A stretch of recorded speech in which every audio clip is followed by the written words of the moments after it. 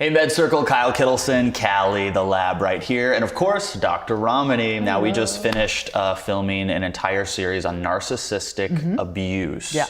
And after we wrapped, I was just going like this to you, saying it was so good, so actionable. People will know what to do, what their options are, and what's happening in this very confusing time. But I know you have a question that you want to ask our audience first. So yeah, what I want to know from the audience is how many of you have had a significant relationship with a narcissist? It may not just be boyfriend, girlfriend, husband, wife. It could be your mother, your father, a boss, a best friend, a brother, or a sister. Let us know down below, because it would be very interesting to see how many of your lives have been impacted by narcissism. We'll be reading those comments, and in this video, Dr. Ramani is going to explain 5 of the signs that you can look out for to see if you might be a victim of narcissistic abuse. Dr. Ramani, take it away. The things we look for is, number 1, if a person is plagued by self-doubt. They even find it difficult to make simple decisions like ordering in a restaurant, or what class they should take at school, or where they should even go to dinner. Those kinds of simple daily choices seem to get short-circuited by the fact that they no longer really trust their judgment. A second sign is a sense of helplessness. It feels like nothing that a person in a situation does works in that particular relationship. So whether they try to be nice, whether they try to be distant, whether they try to communicate more, nothing seems to work. And that's often because nothing will work. So as a result, what you'll see is people will say, I feel so helpless. And that helplessness starts to extend to other areas of their life. And the sad thing is, helplessness is often one of the last stops on the train before hopelessness, which can then often be associated with things like depression. A third thing we'll often see is social withdrawal.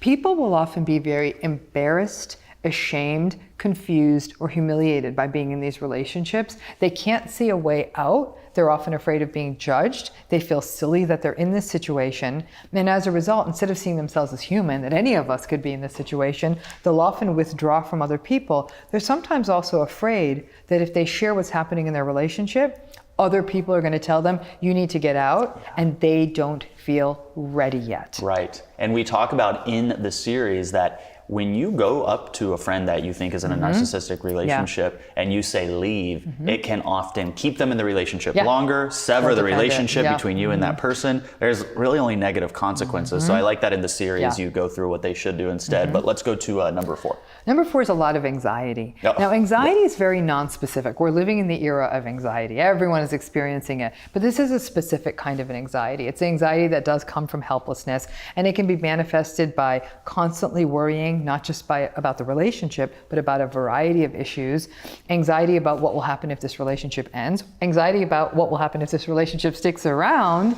And then that can also impact other areas of life, like eating, sleeping. It just becomes sort of this overall sense of worry that can really overwhelm the person. Now, what about the final and 5th one? I think the final and 5th one is something I would call a chronic sense of second guessing. That it kind of relates to that sense of self-doubt, but there is second guessing about bigger ticket items. What if I had done this? What if I hadn't done this?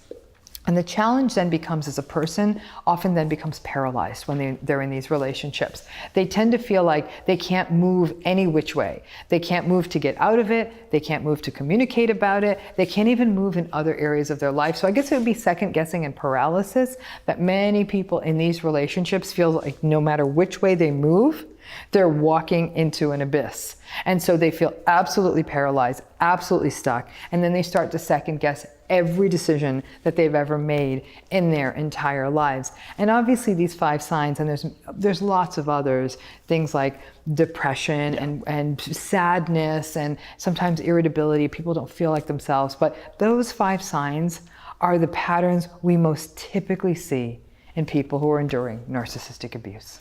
If those signs made sense to you, or you're thinking, hey, that sounds like something I've been through, you will definitely want to check out the series at medcircle.com. But while you're here, we're going to give you a sneak peek inside the series to explain that although at times you may feel, like you said, helpless and hopeless, there is actually help and there is hope. Here's an inside look with Dr. Ramani from the series. So why do they do this to people that they say they love and care about? When you ask that question, Kyle, it gets at two complicated things. Number one, what is love? We don't have time for that. We do and we don't, because I think that's a key. Because a lot of people say, he says he loves me. How can he do this? He must not love me. And I'm like, slow down, sister. He said he loves you. You're going to have to buy that. Here's the problem. This thing he's selling is love. Maybe it is, maybe it's not. It's like you go to a bar, someone give you a glass of wine, you're like, what the hell is this? It could just be grape juice. It could just be grape juice, right? So, in some ways, when narcissists are selling love, it's sort of like the grape juice of wine. It's something very superficial. It is something that lacks the depth that a healthy, intimate relationship has. It tends to be what we call very instrumental. And in that way, narcissists view human relationships as conveniences. So in other words, it's like this cup. Right now, I like this cup because it's going to give me what I want to drink, okay? Very convenient, and I'm actually quite focused on it now. In 10 minutes, I'm not going to give this cup a second thought because I don't need it.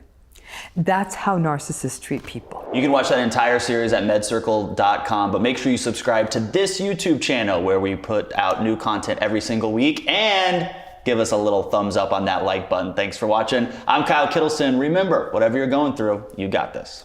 Thanks for watching. If you liked what you just saw, then why not subscribe? Click right here for new episodes and new series every week. And to access exclusive mental health videos that we only release at medcircle.com, check out the links below.